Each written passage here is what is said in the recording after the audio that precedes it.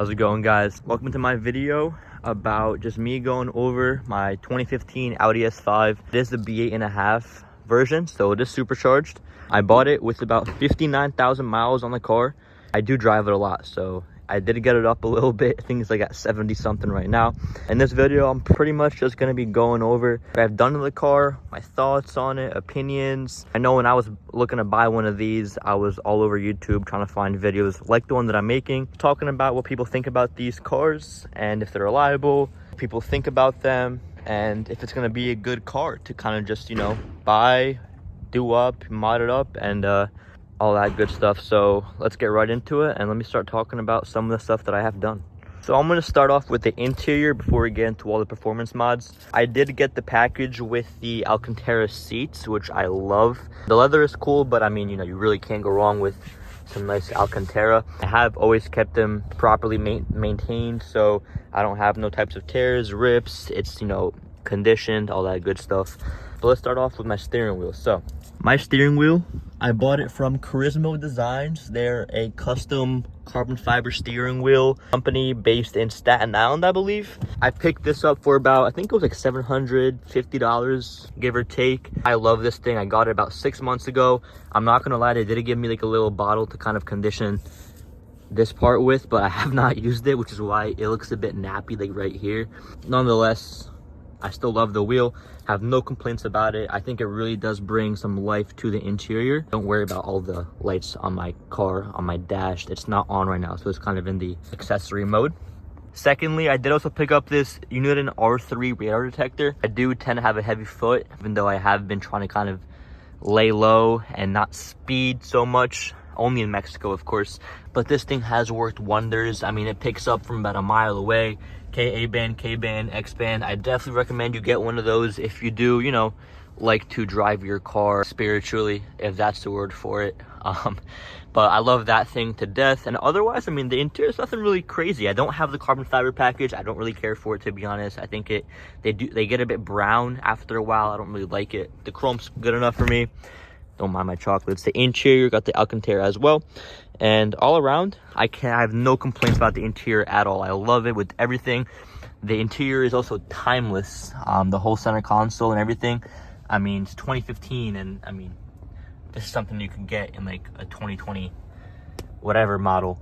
So I love this interior design and how all this looks like. I think it looks very up to date, very modern, and it just goes together perfectly. So definitely recommend getting an S5 if you're a big interior person, especially the speaker system. I have Bang & Olufsen. I believe that comes standard with every single S5 in this generation, and it definitely outperforms Harman Kardon, anything you get in a BMW. Maybe not like the newer ones, like a G80 or whatnot, but otherwise, I mean, I don't have no upgrade system, no subwoofer, no nothing, and it bumps, so I love that.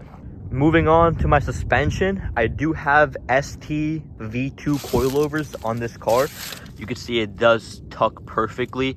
I have no types of spacers, nothing on this car. I do tend to race here and there. I take it to the drag strip, so that just adds unnecessary rotational mass. So I did not put anything on my car in that sense to make the wheels come out a bit more, but I will sooner or later be getting a new set of wheels and tires, and I'll make sure to get the proper offset so it sits, you know, aligned.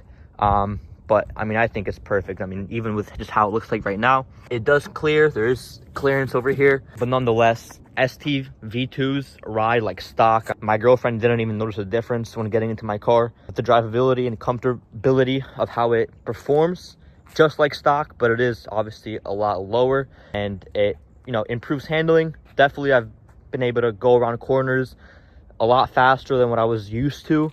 Certain exits and entrance ramps. So I definitely do love the suspension, and for the price, I think it was like $1,200. It really did a big difference to how the car launches. Just feels all around, especially around corners. I can't complain nothing. Moving on to what I have under the hood. This car, for starters, is Stage 2 Plus E40. So it's pretty much everything you could get to make the car as fast as possible OTS without having to do anything custom, like a ported blower, you know, having to port anything out. So it is a stock blower, it's not ported, but I do have an upper pulley and a lower pulley, smaller upper, bigger lower, of course. I have this AW intake. Matter of fact, this was the first mod that I've done on this car. When I first got it, my boy did cut this out for me just to make the whine a bit louder. I'll insert a sound clip here.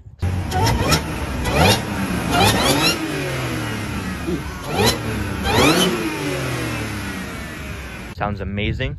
I do also have a Merc Racing heat exchanger tucked away right here. Honestly, it's definitely a must when it comes down to, you know, having dual pulleys. You're producing a lot more heat by spinning the supercharger faster. So it definitely does help cool the car and keep it cooler under, you know, watt situations. It's definitely a must, definitely something you should get at any stage of your car. If you have extra 500 bucks laying around, get the heat exchanger, get it over with. That way when you do go dual pulley or even single pulley, you already have some type of cooling mod installed to, you know, keep the overall heating of the car, or how hot it gets, keep it down. While we're on here, I will say I have replaced the spark plugs multiple times. Not that I needed to, but I like to keep my car good. So if I ever do notice that my spark plug is looking a bit dark or lean or rich, I just go ahead and replace them. I just recently got these coil packs. They're not OEM, they're Duralast, but that's the only option that I had at the moment. They've been working fine. And yeah, like I said, stock blower, stock throttle body. I did not pour anything out yet. Have had to replace the intercooler supercharger cores, I think twice already, only because at dual pulley you are creating a lot of heat, so those do tend to go out when you're at this stage of, you know, modding your car. But that's pretty much it up front. You know, even though the stage 2 plus, there's not much going on up here. I can say I do also have is cap Canadian Auto Performance test pipes, if you could see them right there.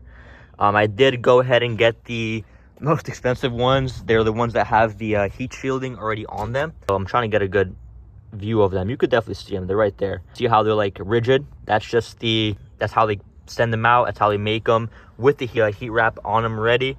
I did get those because, like I said, these cars do produce a lot of heat. The ultimate goal is to keep the heat as low as possible by eliminating, you know, all that heat getting produced by the aftermarket catalyst test pipes. For the extra 300 bucks that I said, yeah, let's do it.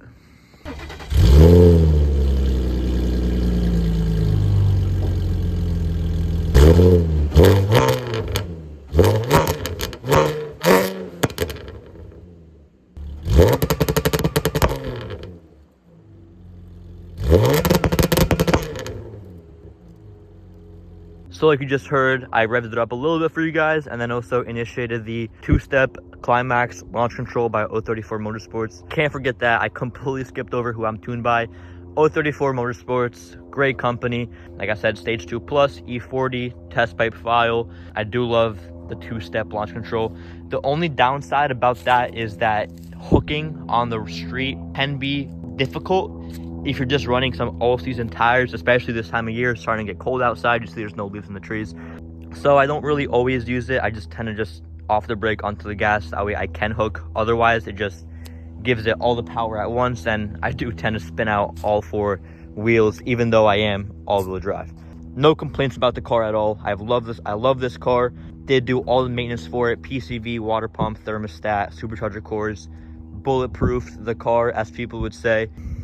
But yeah, let's go for a little drive. That way I can show you guys how the car performs, how it sounds on the interior, and the whole feel of the car. All right.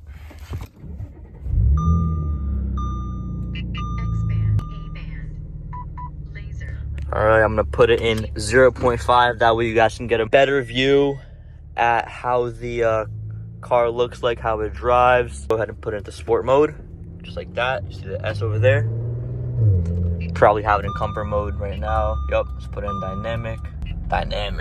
There we go.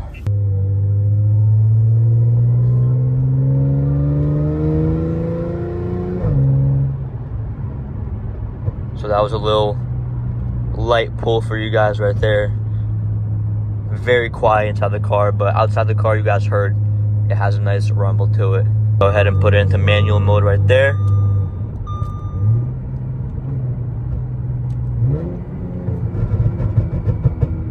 Hear the pops. Let's open up this, make it a bit louder.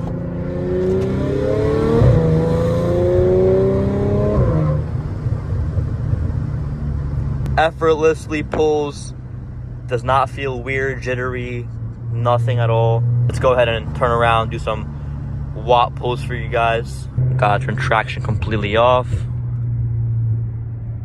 Off, there we go. Let's do a little 20 roll. Downshift. I love how this thing shifts as well with the DSG. The shifts are instant, which I love. There's no delay or nothing. But let's go ahead and right here do a little first gear action. Just moves 20 to 60 in like 2.5 seconds. The 0 to 60 in this car does do twos as well. As long as you hook, it will do a 2.8 or 2.9 0 to 60 consistently. And like I said, that's without it being no porta blower, nothing too crazy. It's just all bolt-ons, you know, simple OTS flash tune. Did not have to custom do anything. It will be in the future. I will custom tune it, but as of right now, I'm enjoying the car as is. The car is really, really fun. Ready?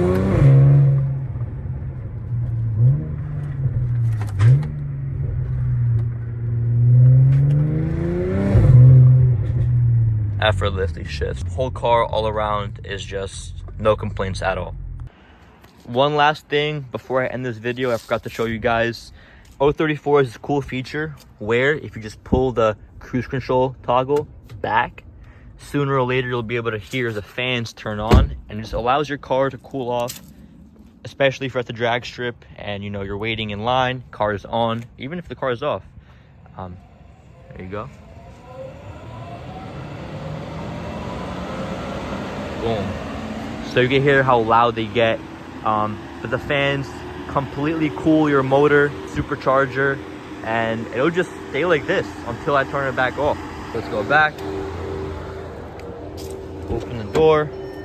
Push this back.